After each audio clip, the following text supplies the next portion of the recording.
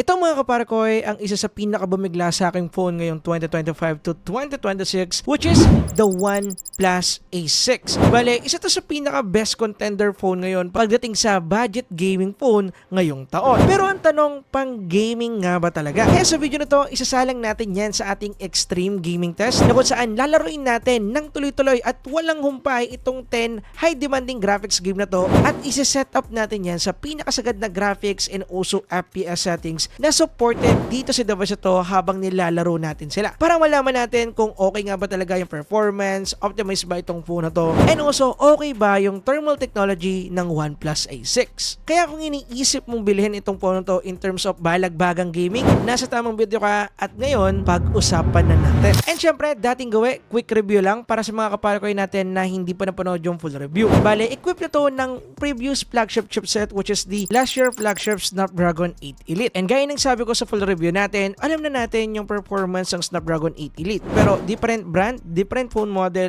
different yung optimization na ginagawa nila. And also, different din yung thermal technology na nilalagay nila kada phone. Kaya titingnan natin yun dito sa phone ko. And also, aalamin na rin natin kung makunat nga ba talaga yung 7,800 mAh battery capacity ng device na to. Anyway, gagawin namin yung extreme gaming test sa isang controlled environment. Bale, yung temperature dito sa studio is naglalaro ng 27 to 28 degrees Celsius. Bale, naka-on yung AC namin dito sa kwarto pero nakaset lang sa 25 degrees Celsius. Para yan dun sa mga camera equipment namin kasi nag-overheat sila. But don't worry, saktong temperature lang po yan kapag maglalaro tayo ng gabi. Ganong setup. Setup nga rin pala namin sa 75% yung aming brightness and then 50% naman sa ating volume. And yan yung magiging overall settings natin once na nagsimula na tayo mag-extreme gaming test. And with that said, tara, simulan na natin yung ating extreme gaming test. Bale, dating gawi, sinumulan namin yung aming extreme gaming test sa mga heavy titles at inuna namin dyan itong ating solo leveling. And dito, naglaro kami ng 1 hour. Actually, 3 game to or 3 heavy titles to na lalaroin namin ng tagi-isang oras. And pagdating dito, just I said kanina, isasagad namin yung graphics, bali naka very high graphics preset yan, and then 60 FPS, and then yung iba pang mga settings niya, sinagad na lang din namin. Then, pagdating dito sa solo leveling, nakakuha tayo ng solid 58 to 60 FPS as our maintaining and average. However, dahil nga hindi pa ganun ka-optimize itong game na to, kahit sa Snapdragon 8 Elite Gen 5 chip, medyo bumababa pa rin yung kanyang mismong FPS or meron pa rin kaming panakanakang nakikita. Meron kami mga part na nakita na bumaba siya ng 47 FPS pero don't worry, papitik-pitik lang yon. And once maraming monster or halos lahat ng shadow nandito na sa mismong field. As in, napakadami ng animation at kung ano-ano pa. Ganun pa man, in overall, okay yung ating gaming performance pagdating dito sa ating OnePlus A6 dahil binisik niya lang itong solo leveling. Yun nga lang, optimization is the key pa rin yung needed talaga natin. Anyway, after ng isang oras ng tuloy-tuloy na paglalaro, 2 beses kami dito nag-thermal check. Nakakuha kami dito ng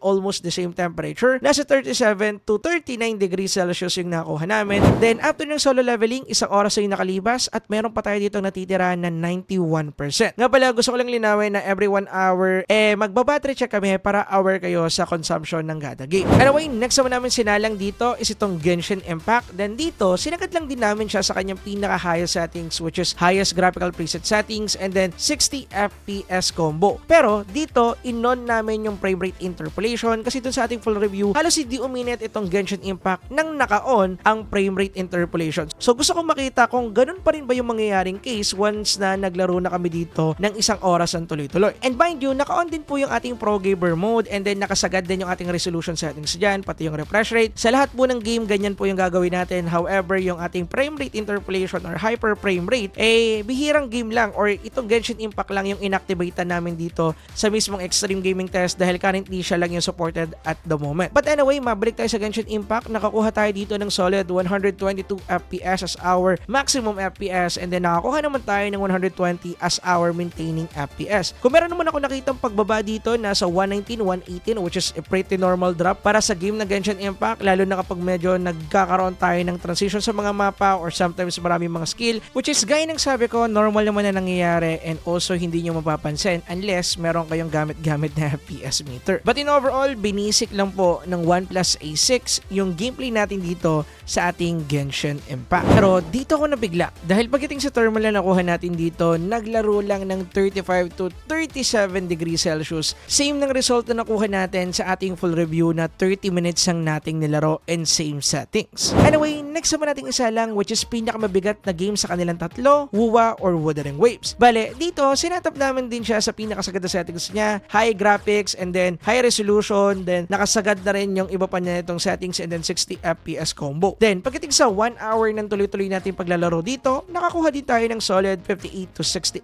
FPS as our maintaining FPS. Sa tingin ko, yung average FPS natin dito is naglalaro ng 58 to 59 FPS which is quite normal. And in terms of drop naman, nakatala kami dito ng 2 beses hanggang 3 beses sa pagbaba sa 50 FPS which is quite normal para sa game na to. Same lang din sa Genshin Impact. And dito rin support na to, nakikita ko rin na unting-unting nagiging mas optimized ang WUWA unlike sa solo leveling. Lagi kong pinopoint out nung 2024 pa lang. So I hope merong gawin ng developer pagdating dito sa part na to. But ganoon pa man, okay din yung nakuha natin temperature dito. Halos hindi uminit. Pumalo lang ng 39 to 40 degrees Celsius. And yes, nabot natin yung ating 40 mark degrees Celsius which is hindi naman surprising and actually quite normal pa rin naman yan dahil above 43 degrees Celsius yung mako-consider natin na mainit na talaga para sa phone natin. Anyway, battery check muna tayo. After ng 3 hours ng tuloy-tuloy na paglalaro, meron pa tayo natitira dito na 61%. Anyway, walang pahinga-pahinga. After natin mag-check ng battery, sinalang agad natin yung bagong game which is Bleach Soul Resonance. Bale, may mga nagre-request kasi ng game na to. Pasensya na, wala akong malakas sa account dito. So kung meron tayo diyang mabait na viewer na gusto magpahiram ng account nila para ma-feature natin sa susunod nating Extreme Gaming Test, PM nyo lang kami sa mismong Facebook page or kaya send na kayo ng email sa amin at pag-usapan po natin yan. Anyway, pagdating dito, sinetup namin siya sa Ultra HD graphics and then 60 FPS settings. Pagdating dito, nakakuha tayo ng maintaining 60 FPS and yes, no drop po tayo dito. Actually, bagong game pa lang naman to at ang iniisip po dito ng una is hindi siya ganun ka-optimize pero nung tuloy-tuloy namin siyang nilaro, okay naman at nakakuha tayo ng solid 60 FPS. And gusto ko lang din linawin na hindi ganun kabigatan tong game na to. In-include lang namin dahil maraming mga nagre-request. Anyway, pagdating sa natin temperature dito, naglaro lang ng 30 to 31 degrees Celsius. Sobrang lamig para sa phone na to. Next naman sa listahan which is number 1 game namin dito sa studio, Car X Street. Bale, pagdating dito, sinetup namin siya sa pinaka-default settings niya. Wala na kaming binago. 445 settings para sa kanyang graphic settings and then sinet namin yung kanyang FPS sa no limit. Then, pagdating sa nakuha natin performance dito, the same lang din ng mga Snapdragon 8 Elite phones na testing namin. And nakakuha tayo dito ng solid 60 FPS as our maintaining in almost average FPS na rin natin. And then, nakakuha kami ng 58 FPS sa drop. At least sa ilang part lang, papitik-pitik lang din, bumabalik din agad sa 60 which is normal lang naman para sa gantong game. Anyway, pagdating naman sa temperature, nakakuha tayo dito ng solid 39 degrees Celsius. And then, after din namin maglaro ng Car X Street, umabot na rin sa 4 hours yung ating mismong Extreme Gaming Test at meron pa rin tayo dito natitira na 47%. Ngayon naman, move na tayo sa mga game na yan at pag-usapan natin itong mga shooting games. At unahin na natin ang Garena Delta Force. Bale, pagdating dito, kagaya lagi ng ina-advise ko sa inyo, prioritize natin yung ating FPS settings kaysa sa graphics. So, ganun yung ginawa namin. Tinetap namin sa smooth graphics yung ating mismong graphic settings para ma-unlock or ma-activate natin yung 120 FPS settings and then yan yung kinilik namin. And then, pagdating sa naging mismong game natin, nakakuha tayo dito ng solid 120 FPS din. And yung maintaining natin is naglalaro ng 118 to 120 FPS. However, meron ako mga part na natala dito na pumapalo siya ng 114, 115 FPS as our drop pero actually hindi siya considered drop dahil hindi niya mapapansin kapag wala kayong FPS meter. And actually, pagdating sa game experience or yung feel mismo habang naglalaro ka and then biglang bumaba ng konti yung FPS nyo from 120 to 118, 114, hindi mo yan mapapansin. Trust me. And speaking of hindi mapapansin, halos hindi uminit or kapansin-pansin yung temperature ng phone na to dito sa game na to dahil nasa 38 to 37 degrees Celsius lang yung nakuha namin sa kanya. And after nun, next naman namin sinalang is itong Blood Strike. Bali dito, sinetup namin siya sa ultra resolution, ultra graphics, and then extreme frame rate settings. Then, pagdating sa naging performance ng phone na to dito, the same lang din sa Garena Delta Force, nakukuha tayo ng 120 to 121 FPS. And then, mayroon din tayo dito mga natala na common drop which is 118 and 117 FPS. Then, pagdating sa temperature na nakuha natin dito, naglaro lang ng 35 to 36 degrees Celsius. And actually, mas malamig siya unlike sa Delta Force and same naman silang smooth so kung ano man yung nalalaro nyo dyan. Basic lang yan dito sa ating OnePlus A6. Then after namin maglaro ng Blood Strike, nahit na natin yung 5 hour mark pagdating sa ating tuloy-tuloy na paglalaro dito sa ating extreme gaming test. And meron po tayong natitira na 35%. And actually, surprised na ako dito sa part na to dahil yung 7,800 mAh capacity niya, ako na yung una magsasabi, hindi yan number kasi 5 hours na nakalipas, meron pa rin tayong 35%. Tingnan natin kung malolobot ba natin yan. And next naman sinalang dyan is itong ating PUBG Mobile. Bali, the same lang din sa mga naman ng game. Pin-priority natin yung ating mismong FPS settings. Bali, setup namin sa smooth graphics, yung ating graphics settings dito, and then Ultra Extreme Plus naman pagdating sa ating frame rate settings. Nga pala, gusto ko lang i-take note, 90 FPS lang yung makikita ninyo dyan sa ating full gameplay dahil hindi namin na isagad yung kanyang mismong graphic settings so super smooth dito sa ating mismong extreme gaming test. Pero nung nag-check kami ng footage at nakita namin to, nag-recheck kami ng mismong PUBG Mobile at nung setup naman siya sa beta na settings which is the super smooth, and nakakuha na kami ng 120 FPS nung ginawa namin yon. And yes, confirm po na meron tayong 120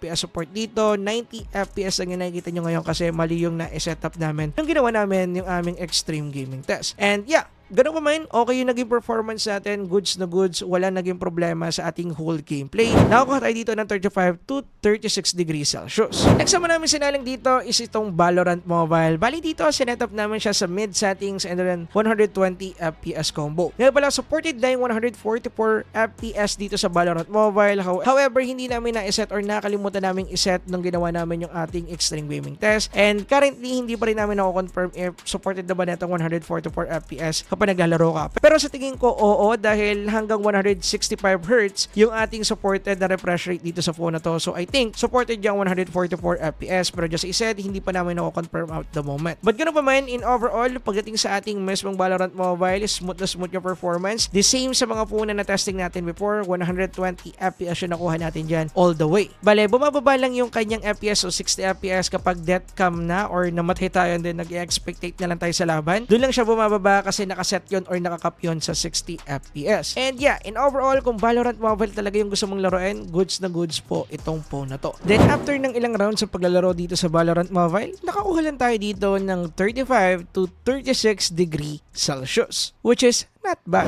And after din yan, umabot na ng 6 hour yung ating playing time sa tuloy-tuloy na paglalaro. Pero meron pa tayong natitira dito na 23%. And isasalang na natin yung next game natin, which is Once Human. Bali dito, sinetap lang din ulit namin siya sa ganda settings niya, Pinnacle Graphics, and then max out FPS settings din ulit. Then pagdating dito, nakakuha tayo ng solid 60 FPS sa whole gameplay natin. However, meron kami mga nakita or mga panakanakang pagbaba na nag-review kami ng footage to 50 and 49 FPS, pero ilang beses lang namin niya nakita, bumabalik din agad sa kanyang maintaining, which is 60 FPS. So pagdating dito sa part na to, goods yung ating mismong OnePlus A6 pagdating sa Once Human. Nga pala, nakakuha tayo dyan ng 40 to 41 degrees Celsius after ng 40 plus minutes ang tuloy-tuloy na paglalaro dito sa ating Once Human. And that's it. Yan na rin yung pagkatapos ng ating mismong extreme gaming test. Umabot yan ng 6 hours and 43 minutes and may natira pa tayong 15%. Ganun kakunat yung battery netong ating OnePlus A6. And ito yung conclusion ko at simulan natin yung usapan sa battery. Bale, pagdating sa battery neto, kita naman natin talagang makunat. 7,800 mAh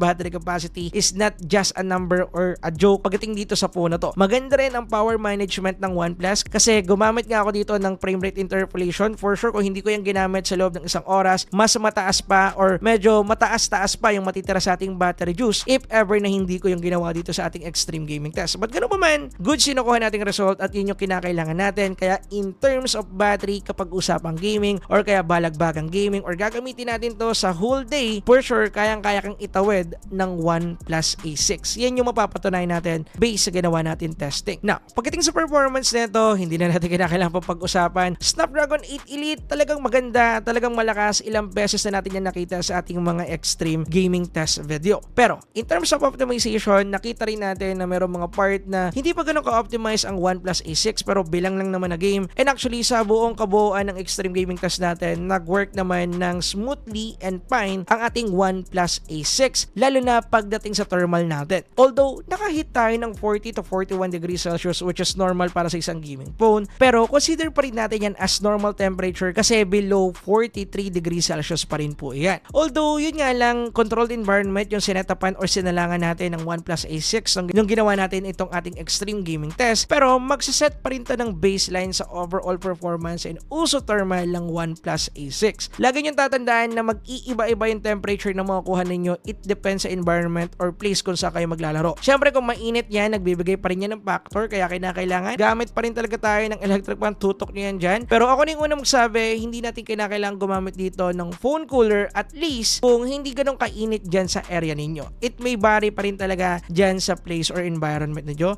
at the end of the day. But just as I said, in terms of performance, kung usapang gaming lang, usapang kunat ng battery and also usapang thermal, napakita na naman sa inyo at nasagot na rin naman yan ng OnePlus A6 dito sa testing na ginawa natin. Now, dito ko natatapusan yung video. Nga pala ilalagay ko yung link kung saan ko binili itong phone na to. Gusto kong marinig yung opinion ninyo about sa ginawa nating extreme gaming test and kung bibilhin nyo ba itong phone na to if ever na meron kayong budget ngayong 2025 to 2026 as your gaming phone in terms sa nakuha ninyong data. Gusto kong marinig yung mga opinion ninyo. Pag-usapan natin yan sa comment section.